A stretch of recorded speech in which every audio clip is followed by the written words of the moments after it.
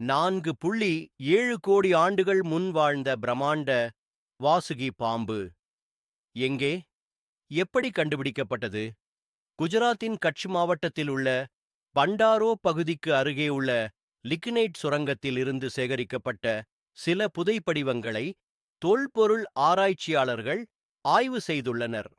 இதுவே உலகில் இதுவரை கண்டுபிடிக்கப்பட்ட பாம்பு புதைப்படிவங்களில் மிக நீளமானது என்று கண்டறியப்பட்டுள்ளது. அந்த புதைப்படிவங்களில் மேற்கொள்ளப்பட்ட ஆய்வின் மூலம் பாம்பின் நீளம் 10 முதல் 15 மீட்டர் வரை இருக்கலாம் என ஆராய்ச்சியாளர்கள் மதிப்பிட்டுள்ளனர். இது 4.7 கோடி ஆண்டுகள் பழமையான புதைப்படிவம் என நம்பப்படுகிறது. இந்துஸ்தான் டைம்ஸில் ஒரு கட்டுரையை வெளியிட்டனர். நேச்சர் சயின்டிஃபிக் ரிப்போர்ட்ஸ் இதழிலும் இதன் ஆய்வுக் கட்டுரை வெளியாகியுள்ளது. இந்த பாம்புக்கு வாசுகி இண்டிகஸ் என்று பெயரிடப்பட்டுள்ளது.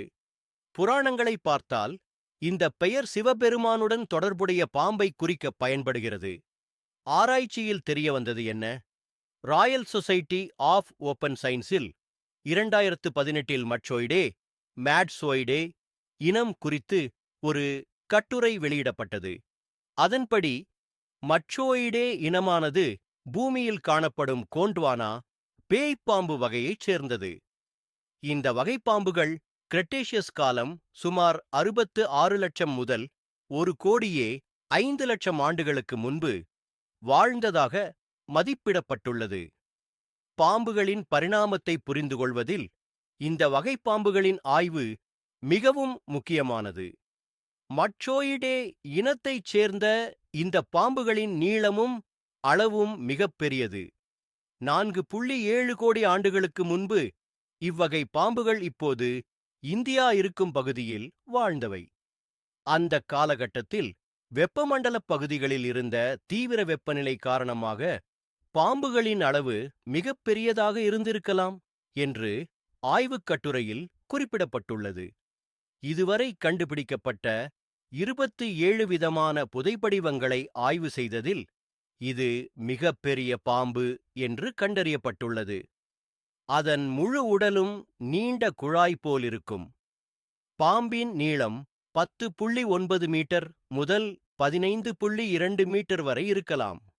இந்தோனேசியா மற்றும் பிலிப்பைன்ஸ் ஆகிய தென்கிழக்கு ஆசியாவில் காணப்படும் வலை வடிவ மலைப்பாம்புதான் தற்போதைய காலகட்டத்தில் பூமியில் மிக நீண்ட காலம் வாழும் பாம்பு. இருப்பினும் அவற்றின் நீளம் 6.25 மீட்டர் மட்டுமே. ஆனால் இப்போது கண்டுபிடிக்கப்பட்டுள்ள பாம்பு படிமம் இதைவிட மிகப்பெரியது.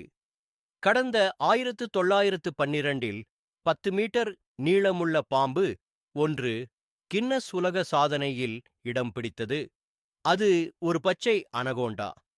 இவற்றில் பெண் பாம்புகள் ஆண் பாம்புகளை விட நீளமானவை. பொதுவாக இந்த பாம்புகள் வெப்பமான காலநிலையில் காணப்படும். வாசுகி பாம்பின் எச்சங்கள் எப்படி கண்டுபிடிக்கப்பட்டன? வாசுகி இண்டிகஸ் பாம்பு படிமங்கள் முதலில் 2005இல் பேராசிரியர் சுனில் வாஜ்பேயினால் கண்டறியப்பட்டது. கட்ச் பகுதியில் உள்ள பண்டாரோ நிலக்கரிச் சுரங்கம் அருகே இவை கண்டுபிடிக்கப்பட்டன. இந்த எச்சங்கள் முதலையின் படிமங்களாக இருக்கலாம் என்று முதலில் கருதப்பட்டது. இருப்பினும் இந்த புதைப்படிவங்கள் 2022 வரை சுனிலின் ஆய்வகத்தில் இருந்தன. அதன் பிறகு தேப்ஜீத் தத்தா தனது ஆராய்ச்சியை தொடர்ந்ததால் இது குறித்த கூடுதல் விவரங்கள் வெளிச்சத்துக்கு வந்தன. அப்போதுதான் இந்த புதை வடிவமானது சாதாரண முதலை அல்ல, வேறு இனம் என்பது பேராசிரியர்கள் இருவருக்கும் புரிந்தது. இந்த புதைப்படிவங்கள் 2005இல் கண்டுபிடிக்கப்பட்டன.